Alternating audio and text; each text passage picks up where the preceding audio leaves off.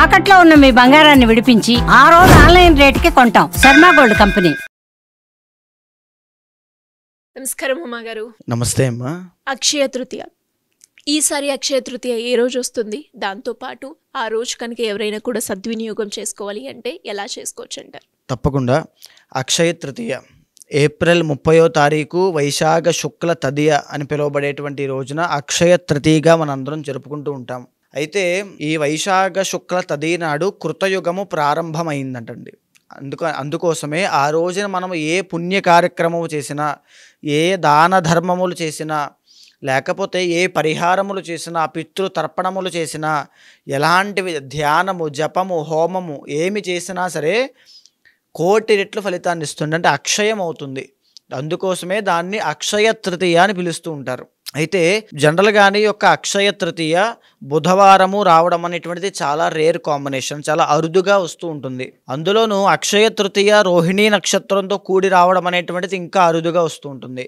అలాంటి కాంబినేషన్స్తో ఈ యొక్క సంవత్సరం ఏప్రిల్ 30వ తారీఖున అక్షయ తృతీయ వచ్చింది. చాలా మందికి ఉన్నటువంటి అపోహ ఏమిటి అంటే అమ్మ, అక్షయ తృతీయ నాడు బంగారము కొంటే అక్షయం అవుతుంది, చాలా ఎక్కువగా పెరుగుతుంది, మేము ధనవంతులు అవుతాం అనేటువంటి అపోహతో విపరీతంగా బంగారం కొంటూ ఉంటారు. కానీ అది నిజం కాదు. ఆ రోజున శాస్త్రము బంగారాన్ని దానం చేయమని చెప్పింది, భూమి దానం చేయమని చెప్పింది, గోదానము చేయమని చెప్పింది, లేని వాళ్ళకి అన్నదానము చేయమని చెప్పింది, జలదానము అంటే వాటర్ పంచమని చెప్పింది, చెప్పులు లేని వాళ్ళకి చెప్పులు ఇచ్చినా, పడుకోవడానికి వసతి లేని వాళ్ళకి ఒక దుప్పటో తలగడనో లేకపోతే ఏదైనా ఒక చాపో ఏదైనా ఇచ్చినా, లేకపోతే పెరుగు దానంగా ఇచ్చినా, గోధుమలు శనగలు ఈ రెండు, పెరుగు ఈ మూడు చాలా ముఖ్యమైనటువంటి అంశాలండి. గోధుమలు, పెరుగు, శనగలు ఎవరైతే అక్షయ తృతీయ నాడు దానంగా ఇస్తారో వాళ్ళకి శాశ్వతమైనటువంటి శివ సాయుధ్యము అనేటువంటిది లభిస్తూ ఉంటుంది. అయితే ఎవరైతే ఆ రోజున భోజనం పెడతారో, ఎవరైతే గోదానము చేస్తారో, ఎవరైతే భూదానము చేస్తారో, ఎవరైతే బంగారాన్ని దానంగా ఇస్తారో, బట్టలు లేని వాళ్ళకి ఎవరైతే వస్త్రదానము చేస్తారో, ఎండలో ఇబ్బంది పడుతున్న వాళ్ళకి గొడుగు దానంగా ఎవరైతే ఇస్తారో, వీళ్ళందరికీ కూడా వాళ్ళు పడేటువంటి దరిద్రములు, దోషములు, కష్టములు, క్లేశములు అన్నిటి నుంచి బయటికి రావడానికి, ఇమీడియట్ రిజల్ట్స్ రావడానికి అక్షయ తృతీయ నాడు చేసేటువంటి ఈ దాన ధర్మములు పనిచేస్తాయి. అయితే మనం బాగా చూస్తే పితృదోషము అనేటువంటి ఒక దోషం ఉంటుందండి. దానివల్ల వివాహం కాని వాళ్ళు ఉంటారు, దానివల్ల సంతానము కలగనటువంటి వాళ్ళు ఉంటారు, దాని మూలాన సెటిల్మెంట్ లేకుండా ఇబ్బంది పడేవాళ్ళు, యాక్సిడెంట్స్ అయ్యేవాళ్ళు, కోర్టుల్లో కేసులు ఇరుక్కునే వాళ్ళు చాలామంది ఉంటారు. అలాంటి పితృదోషాన్ని తొలగించుకోవడం కోసము అక్షయ తృతీయ రోజున ఎవరైనా సరే పితృతర్పణము చేసినా, లేకపోతే చనిపోయినటువంటి పితృదేవతల పేరు చెప్పి పితృతర్పణములు వదిలినా, వాళ్ళ పేరు చెప్పి భోజనము పెట్టినా, పితృదోష నివారణార్థము ఏవైనా పుణ్య కార్యక్రమాలు, పూజలు, పరిహారములు చేసినా వెంటనే సిద్ధిస్తాయి. అటువంటి గొప్ప తిథి అక్షయ తృతీయ. మనం బాగా చూస్తే అమ్మా, కుజదోషము, కాలసర్పదోషము అని రెండు ఉంటాయి. దాని మూలాన వైవాహిక జీవితంలో ఇబ్బంది పడుతున్నటువంటి ఆడవాళ్ళు చాలామంది ఉంటారు. భర్త సరిగ్గా పట్టించుకోవట్లేదు, అత్తగారి తరపున వేధింపులు, భర్త యొక్క ఆరోగ్యం బాగోట్లేదు, ఆర్థిక పరిస్థితి మెరుగ్గా లేదు, బాగా అన్నిటికంటే ముఖ్యమైనటువంటి సమస్య సంపాదించిన డబ్బు సంపాదించినట్టుగానే ఖర్చు అయిపోతుంది, రూపాయి కూడా నిలబడట్లేదు. ఈ ప్రాబ్లంకి కూడా సొల్యూషన్ అక్షయ తృతీయే. ఇలాంటి పుణ్యతిథులు, పుణ్య నక్షత్రములు, పుణ్యవారములు కలిసినటువంటి రోజున ఏదైతే మనము పుణ్య కార్యక్రమాలు, దాన ధర్మములు చేస్తామో మన కర్మ అనేటువంటిది నాశనం చేసుకుంటాము. అంటే మన పాప కర్మ దహింపజేసి మనము ఒక పుణ్య కార్యక్రమం చేయడం వల్ల వచ్చేటువంటి ఫలితాన్ని అనుభవిస్తాము. తరువాత చాలామంది రుణ బాధలు, అంటే అప్పుల బాధల్లో ఉండడము, బంగారము తాకట్టు పెట్టేటువంటి పరిస్థితుల్లోకి వెళ్ళడము, తరువాత ఇంకా చెప్పాలంటే వైవాహిక జీవితంలో వచ్చేటువంటి సమస్యల వల్ల సూసైడల్ టెండెన్సీస్ పుట్టడము, ఇవన్నీ కూడా ఒక మనఃక్లేశములు అంటారు, అంటే మానసిక ఒత్తిడి. ఇవన్నీ కూడా తీవ్రంగా ఇబ్బంది పడుతున్న వాళ్ళు కూడా అక్షయ తృతీయ నాడు కనుక పరిహారములు పర్సనల్ చార్ట్ ద్వారా చేసుకుంటే ఇమీడియట్ రిజల్ట్స్ అనేవి వెంటనే వాటి నుంచి బయటకు రాగలుగుతారమ్మా. కుంభరాశి వారు ఎవరైనా కూడా ఈ అక్షయ తృతీయ రోజు ఉపయోగించుకొని వారు ఏదైతే సమస్యలు ఎదుర్కొంటున్నారో దాన్ని క్లియర్ చేసుకోవాలి అంటే ఎలా ఉంటుందండి? తప్పకుండా అమ్మా. ఏదైతే కుంభరాశి వాళ్ళ కోసం మనం మాట్లాడుతున్నామో, ఈ అక్షయ తృతీయ కోసం చెప్తున్నాం కదండి. దాంట్లో భాగంగా కుంభరాశి వాళ్ళకి లాస్ట్ ఫేజ్ ఆఫ్ ఏలినాటి శని అనేటువంటిది నడుస్తుంది. దీని మూలన ఆశా నిరాశలు, ఏదైతే నాకు ఆ ఉద్యోగం కావాలి, వచ్చేసింది, వస్తోంది అనే భావనలు ఉన్నారో అది రాకుండా పోవడము, దానివల్ల వచ్చేటువంటి అసంతృప్తి భావన చాలా ఇబ్బంది పెడుతూ ఉంటుంది. ఏవైతే డబ్బులు నాకు తిరిగి వచ్చేస్తాయి, నేను ఇన్వెస్ట్ చేసినవి, నేను మోసపోయినవి అనుకుంటూ ఉంటారో అవి రాకుండా పోతాయి. ఇంకా చెప్పాలి అంటే ఆర్థిక పరమైన ఇబ్బందులు, రుణ బాధలు చాలా ఎక్కువగా ఉండడము, మాట వల్ల వచ్చేటువంటి తగుల్లో ఇబ్బంది పడుతూ ఉండడం అనేటువంటిది వీళ్ళకి కనబడుతూ ఉంటుంది.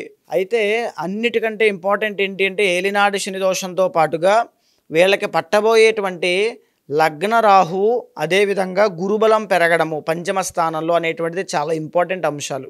లగ్నంలోకి రాహువు రావడం మూలన ఆరోగ్యపరమైన ఇబ్బందులు, అనవసరమైన ఖర్చులు ఎక్కువగా అయ్యే అవకాశం ఉంటుంది. పంచమంలో గురుడు రావడం మూలన సంతానం కోసం ప్రయత్నం చేస్తున్న వాళ్ళకి సంతాన యోగము, తర్వాత గొప్ప కీర్తి ప్రతిష్టలు, పేరు ప్రఖ్యాతలు వచ్చే అవకాశాలు వీళ్ళకి లభిస్తాయి. అయితే ఏదైతే ఏలినాడు శని లాస్ట్ ఫేజ్లో సంచారం చేస్తుందో ఆ శని భగవానుడు ఇక్కడ పట్టేటువంటి గురుని కూడా, అంటే గురుబలాన్ని కూడా వీక్ చేస్తూ ఉంటారు. దాని మూలన ఆర్థిక సమస్యల్లో ఎక్కువగా ఇబ్బంది పడే అవకాశం ఉంటుంది. కుంభరాశి వాళ్ళు ఈ వీడియో చూస్తున్నట్లయితే తప్పకుండా అక్షయ తృతీయ రోజున మహాలక్ష్మీదేవి యొక్క ఆరాధన చేయండి. గురుబలాన్ని ఇంకా పెంచడం కోసం, రాహుగ్రహ దోషం పోవడం కోసం చండీ హోమము కానీ, చండీ సప్తశతి పారాయణ కానీ చేయండి. శ్రీదేవి ఖడ్గమాల స్తోత్రం కానీ చదవండి. తరువాత విష్ణు సహస్రనామ పారాయణ, లలితా సహస్రనామ పారాయణ తప్పకుండా చేయండి. కుంభరాశి వాళ్ళు ఇంకా బెటర్గా ఉండాలి మా లైఫ్లో అనుకుంటే కనుక, అంటే యాక్చువల్గా కుంభరాశి వాళ్ళకి the original 4th and 9th lord శుక్రుడు అవుతారు. అంటే వీళ్ళ జాతకం మారాలి అంటే శుక్రబలం చాలా బాగుండాలి. మహాలక్ష్మీదేవి అనుగ్రహం కావాలి. అక్షయ తృతీయ నాడు మహాలక్ష్మీదేవి యొక్క అనుగ్రహాన్ని పొందేటువంటి సమయం చాలా బాగుంటుంది. ఆ రోజున కనుక మీరు చేస్తే కుంభరాశి వాళ్ళు ఇమీడియట్గా రిజల్ట్స్ అనేవి చూస్తారు తప్పకుండా.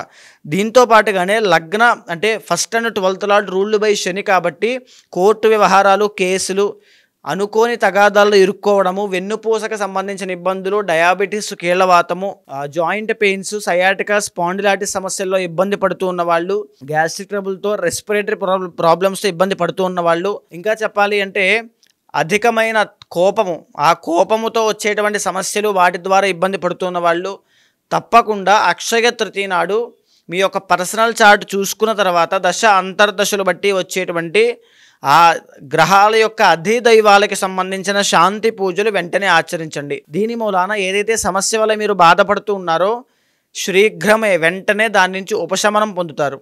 అండ్ అక్షయ తృతీయ నాడు ఇందాక నేను చెప్పినటువంటి దాన ధర్మములు మాత్రము తప్పకుండా ఆచరించండి. శివ సాయుధ్యం అనేటువంటి దాన్ని పొందుతారు. ఎలా అండి ఎవరికైనా కూడా అంటే అక్షయ తృతీయ రోజు ఉపయోగించుకొని వాళ్ళు ఏదైతే సమస్యను ఎదుర్కొంటున్నారో దానికి సంబంధించి వారి యొక్క రాశులు, అలాగే వారి యొక్క పర్సనల్ చార్ట్ చూపించుకొని దానికి పరిష్కారం చేసుకోవాలి అంటే ఎలా ఉంటుంది? తప్పకుండా అమ్మ, మనం మాట్లాడుకునేటువంటి అంశం అంతా కూడా గోచారానికి సంబంధించిందండి. అయితే పర్సనల్ చార్ట్ అనేటువంటిది చాలా డిఫరెంట్గా ఉంటుంది. ఎవరైనా అలాంటి వాళ్ళు ఉంటే ఖచ్చితంగా మీకు కింద కనిపించే నెంబర్కి కాల్ చేసి పూర్తి వివరాలు తీసుకోవచ్చమ్మా. ఎందుకు అని అంటే గోచారము, గ్రహచారం అని రెండు వేరువేరుగా ఉంటాయి. మీ పర్సనల్ చార్ట్లో ఏవైతే దోషాలు ఉంటాయో అవే మిమ్మల్ని కర్మ ద్వారా వచ్చినటువంటి దోషములు పట్టి పీడిస్తూ ఉంటాయి, కష్టాలకి దారితీస్తూ ఉంటాయి. ఏదో కష్టం వచ్చింది, ఏదో బాధ వచ్చిందంటే దానికి కారణం ఏదో ఒక కర్మ ఉంటుంది, దాన్ని ఇండికేట్ చేసేటువంటి ఒక గ్రహం ఉంటుంది. ఎప్పుడైతే ఆ గ్రహానికి సంబంధించి ఆధిపత్యాన్ని వహించి అధిదైవాలకి సంబంధించిన పరిహారములు ఇలాంటి పుణ్యతిథుల్లో చేస్తామో వెంటనే ఆ ప్రాబ్లం నుంచి బయటపడతాము. సో అలాంటి వాళ్ళు ఎవరైనా ఉంటే తప్పకుండా మీకు కింద కనిపించే నెంబర్కి కాల్ చేస్తే మా వాళ్ళు మీకు పూర్తి వివరాలు అందిస్తారు. తప్పకుండా మాట్లాడి ఆ పరిహారములు చేయించి మంచి రిజల్ట్స్ వచ్చేలా చేస్తాను. థ్యాంక్ యూ అండి. Thank you so much. నమస్తే అమ్మా.